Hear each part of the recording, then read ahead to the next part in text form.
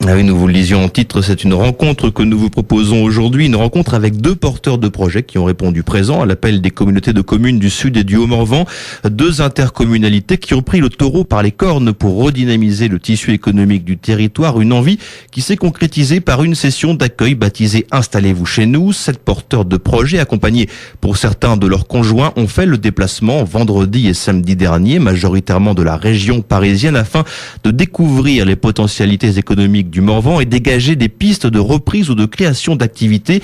Laurent Lebras est l'un d'eux. Il est venu du 20e arrondissement de Paris, possesseur d'une maison à Aligny-en-Morvan. Il souhaite développer des créations théâtrales en Bourgogne, un aspect culturel doublé d'une offre d'hébergement locatif sur sa propriété d'Aligny qu'il partagera avec son conjoint Michael. Il nous présente son projet. Eh bien, nous dirigeons une compagnie de théâtre qui fait de la mise en scène, bien sûr, de théâtre, qui fait des lectures, des contes et tout ce qui est lié au spectacle vivant en général. Et donc moi, Laurent, je suis metteur en scène de cette compagnie, directeur artistique et aussi comédien à l'occasion, suivant les projets. Comment avez-vous entendu parler de cette opération Installez-vous chez nous ? Via le réseau social Facebook, en aimant la page du parc du Morvan, en fait, j'ai vu cette publication des journées organisées et je trouvais que cette dynamique était vachement intéressante pour nous, c'est-à-dire de venir rencontrer des interlocuteurs locaux et peut-être avoir des perspectives aussi de travailler avec des communes, des communautés de communes, découvrir le pays de l'intérieur. Qu'est-ce qui vous a séduit dans cette opération Installez-vous chez nous ? Alors c'était cette dynamique déjà, je trouvais ça assez formidable que des communautés de communes organisent des journées pour présenter leur région, présenter potentiellement des affaires à reprendre ou des créations d'entreprises. Nous, on a une entreprise qui est un peu particulière, c'est vrai parce qu'elle est liée au milieu culturel, que notre compagnie existe déjà, donc on n'est pas en création. À part ça, nous, on a un besoin, c'est de créer du lien. C'est de trouver des lieux de représentation, des lieux de résidence, des rencontres avec les élus et puis les autres interlocuteurs pour savoir avec qui on va travailler, comment, dans quel endroit. Et là, il y a tout à faire pour nous. À l'heure actuelle, justement, où en est votre projet ? Eh bien, pour nous, personnellement, la compagnie qui vient s'installer dans le Morvan, c'est lié aussi à notre installation personnelle.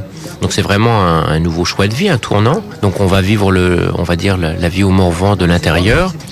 Actuellement, la structure là est en train de s'installer, à Aligny-en-Morvan, et on en est à réfléchir sur l'ensemble des projets qui vont animer notre compagnie pour les 2-3 ans à venir. On sait déjà à peu près les thématiques sur lesquelles on va travailler.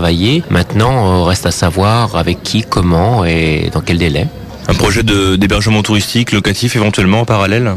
Oui, alors nous, on a la chance d'avoir un lieu d'habitation qui a des lieux de résidence aussi bien pour les artistes que pour du locatif touriste.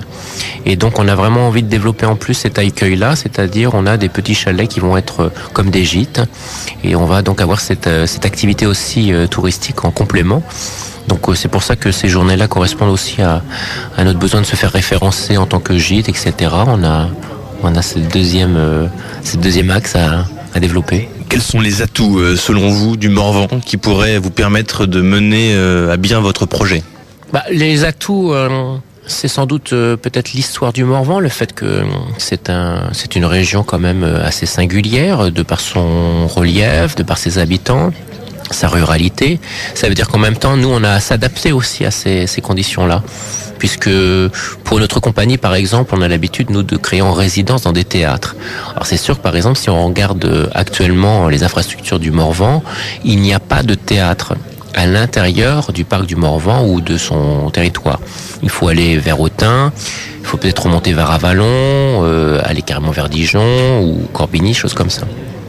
Donc, à nous aussi de trouver peut-être des formes qui vont s'adapter au parc du Morvan. Et puis inversement, nous réfléchissons à trouver les moyens et les structures pour présenter des spectacles au sein des communes qui ont des salles des fêtes. Peut-être pas toutes les communes, mais la plupart des communes ont au moins une salle des fêtes. Donc comment présenter un spectacle professionnel dans de bonnes conditions pour que la culture aille vers les gens, que le spectacle vivant aille vers la population et peut-être pas l'inverse. On est là actuellement.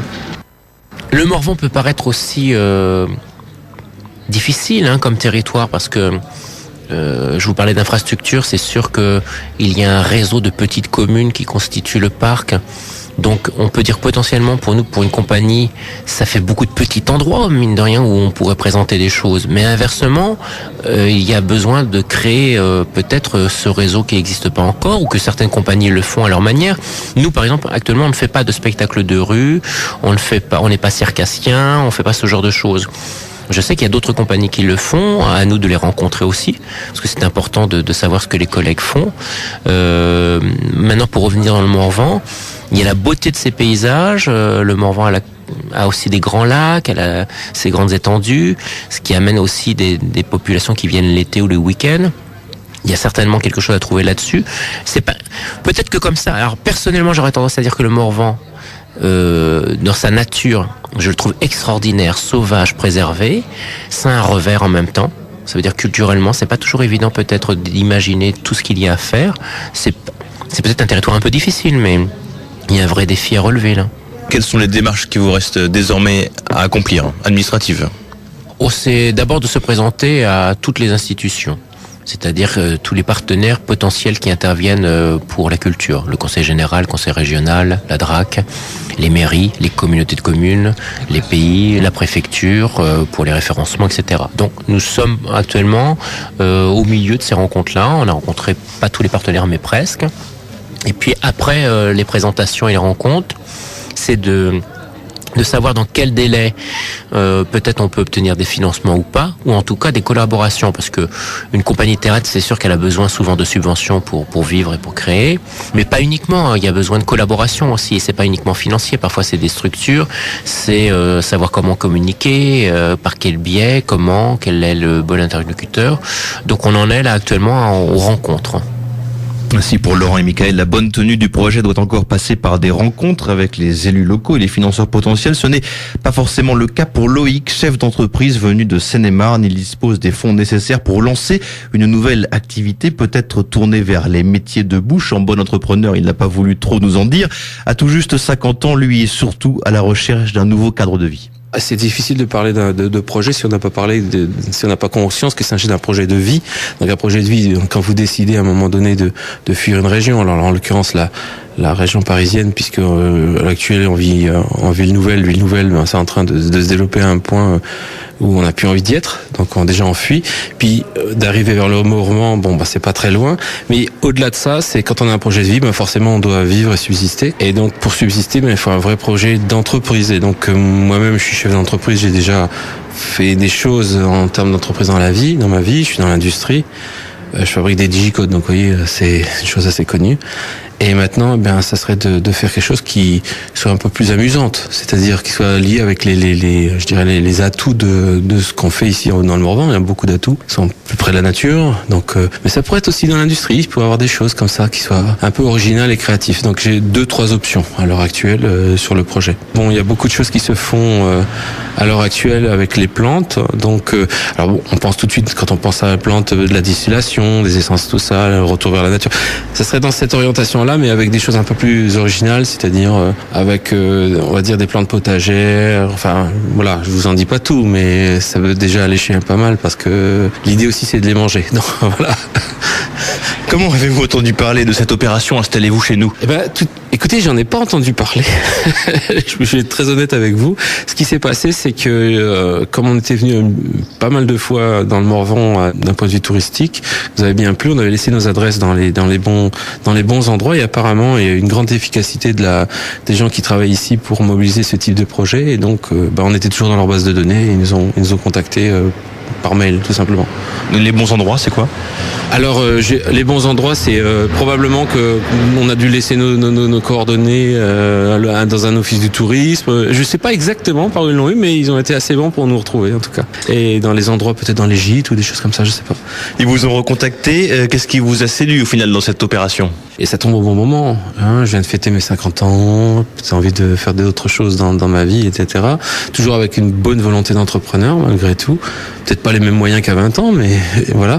Et donc, ce qui me séduit, c'est que on s'occupe un peu de nous, on s'occupe bien de nous, on mange bien, Mais au-delà de ça, on a des contacts très ouverts et sans frein avec les gens du cru qui nous expliquent un peu ce qui est possible, ce qui n'est pas possible. Faut pas mentir dans ces choses-là. Faut tout de suite dire ce qui est vrai, ce qui est pas vrai. Parce que sans quoi ça sert à rien. On n'a pas de temps à perdre non plus. Donc ils ont été très efficaces dans ce domaine. À quel territoire que vous connaissez compareriez-vous le Morvan ? Oh mon Dieu. Alors, je connais quelques territoires. Alors, on va se limiter à la France si vous voulez bien, parce qu'il y a sûrement d'autres pays qui sont tout bien qu'on pourrait comparer à certaines parties du Canada. Mais en France, je le comparerais à les Vosges, mais du côté Basse-Vosges, donc pas forcément du côté alsacien, par exemple. Je le comparerais à certains contreforts de l'Auvergne. Et voilà, je dirais ça. Je m'arrêterai là. S'il fallait comparer avec ce qui est à 5 km d'ici, je vous dirais d'autres choses. Quelle démarche vous reste-t-il à accomplir désormais pour mener votre projet à bien ? Écoutez, moi je suis chef d'entreprise, donc la première chose qu'il faut que je fasse, c'est que je précise mon concept, regarder s'il y a des potentialités ici, parce que parfois il s'agit d'opportunités aussi, hein. Et puis faire un bon business plan, hein. Il faut travailler dessus, pour qu'à la fin, on gagne suffisamment d'argent pour pouvoir avoir une pérennité de ce qu'on a envie de faire. Le but n'étant vraiment la pérennité de l'entreprise et pas forcément l'argent lui-même, quoi. Loïc Gauthier, un des 7 porteurs de projets que nous avons rencontrés en mairie de Moulins-en-Gilbert. Alors Cyril, que ressort-il de cette session d'accueil ? Il faut déjà s'intéresser au déroulé de cette session. Justement, les interviews ont été enregistrées le vendredi midi au moment du repas. La suite de la journée a été consacrée aux entretiens individuels, puis à la visite d'entreprises installées sur le territoire, le camping de la Fougeraie par exemple. Et c'est le lendemain, le samedi, qu'ont véritablement débuté les choses sérieuses avec la visite des locaux et entreprises disponibles à la reprise. On peut citer le Cornemuse à Arleuf ou le garage Gautrin, toujours à Arleuf. D'après nos informations de ce matin, plusieurs porteurs de projets se sont montrés très intéressés. Laurent Lebras et son conjoint, Michael, que l'on a entendu, eux, ont un projet très avancé et poursuivent leur démarche. Leur implantation dans le Morvan semble quasiment acquise. Loïc Gauthier, lui, que nous venons d'entendre, n'a pas encore trouvé de local ou de lieu approprié. Il reste néanmoins en contact très suivi avec les services des communautés de communes puisqu'il a été véritablement séduit par le Morvan. Idem pour un troisième entrepreneur, lui aussi venu de Seine-et-Marne, qui s'est montré intéressé par le Cornemuse, lui aussi poursuit les démarches. Le télécentre de Moulins-en-Gilbert, lui, pourrait en tout cas avoir trouvé une nouvelle recrue, une salariée venue non pas de la région parisienne, mais du centre-ouest de la France.